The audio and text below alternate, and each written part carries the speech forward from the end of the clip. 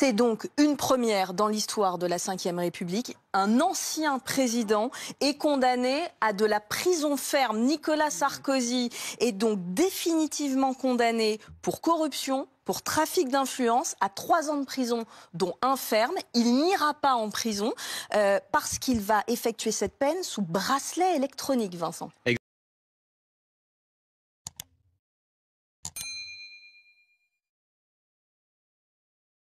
Le président Nicolas Sarkozy, ancien président de la France, vient d'être condamné à 1 an de prison ferme avec port d'un bracelet.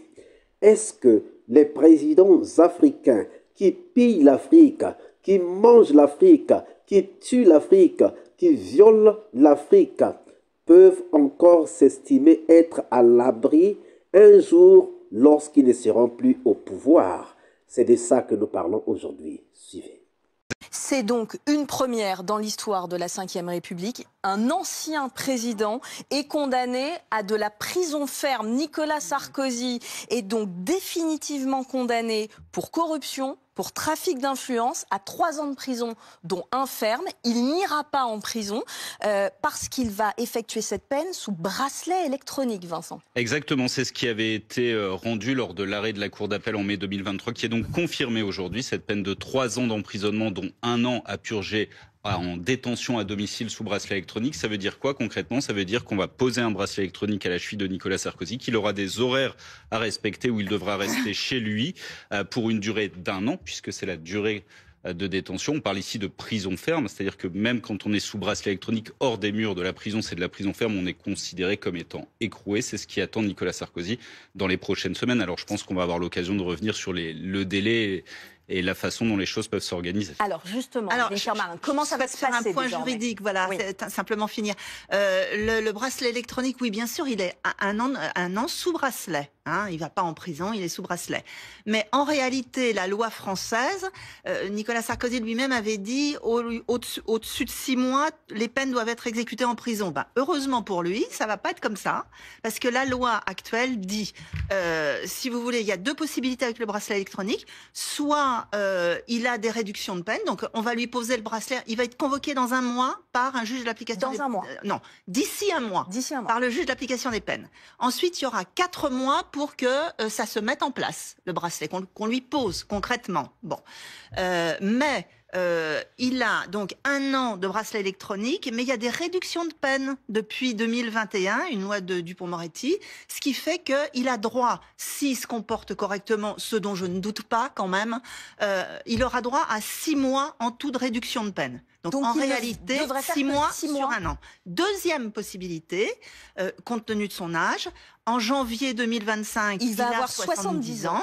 Donc il est accessible à une libération conditionnelle, parce que c'est une modalité d'exécution de la peine, le bracelet. Au lieu d'être dans une cellule de prison, on est en liberté. Mais c'est comme si on était en prison. Mais il est accessible immédiatement à la libération conditionnelle, ab initio, comme on dit, immédiatement.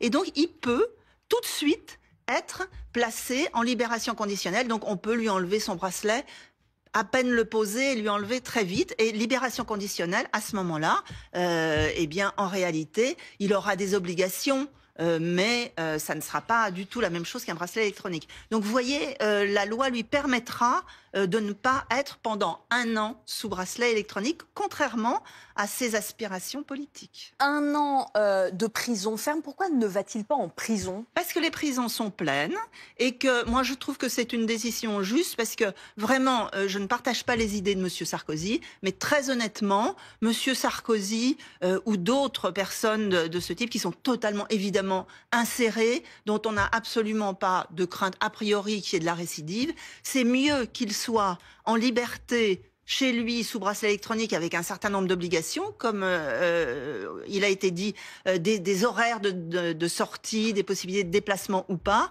c'est quand même mieux plutôt que dans une cellule de prison à 3 dans 11 mètres carrés. Ça ne serait pas son cas. Mais enfin, on voit avec l'affaire Palmade, par exemple, combien il y a de débats. Tout le monde, si vous voulez, tout le monde ne peut pas faire sa peine à domicile, mais quand même, certaines personnes sont quand même mieux pour eux, pour la société et pour les victimes, à faire leur leur peine de façon correcte chez eux, avec des obligations, c'est-à-dire ne pas recommencer, rester chez eux à telle heure. Je pense que c'est beaucoup mieux pour tout le monde. Il est 14h07. Nicolas Sarkozy vient d'être fixé sur son sort. Il va donc effectuer 1 an de prison ferme avec un aménagement sous bracelet électronique. Vincent Vantillem, vous avez épluché cette décision de la Cour de cassation. Vous vouliez ajouter quelque chose? Non, juste ajouter quelque chose, parce qu'effectivement, s'agissant d'une personne âgée de 70 ans, et on en a parlé récemment, que ce soit Patrick Balkany, par exemple, ou François Fillon, des hommes politiques à peu près de la même nature qui ont aussi 70 ans, qui bénéficient d'aménagement de peine ou de libération conditionnelle, on est sur ce que le droit propose de façon classique. Maintenant, il ne faut pas oublier la gravité des faits. C'est aussi pour ça que Nicolas Sarkozy est sanctionné. Moi, je voudrais juste citer 2 passages du jugement de la Cour d'appel qui rappellent justement à quel point les choses ont été graves. Le dévoiement portant lourdement atteinte à l'état de droit exige une réponse pénale ferme, sanctionnant de manière adaptée les agissements commis. S'agissant de Nicolas Sarkozy, la Cour considère que ces faits sont d'autant plus graves qu'ils ont été commis par un ancien président de la République. Il avait le devoir d'être un citoyen respectueux de la loi. Or, il s'est servi de son ancien statut de président pour servir son intérêt personnel. Voilà ce que la justice vient sanctionner aujourd'hui, des faits de corruption. Ce qu'il faut dire aujourd'hui, c'est que pour la première fois en France, on a un président de la République sous la 5e qui est condamné pour des faits de corruption, ce qui est extrêmement grave. Et on a un président de la République condamné à de la prison ferme. Maurice Safran, c'est absolument inédit, historique, ce qui se passe en ce moment. Dans l'histoire de la 5e République, ça l'est totalement, mais je pense que pour un instant, il ne faut pas se placer ni sur le terrain juridique, ni sur le terrain politique.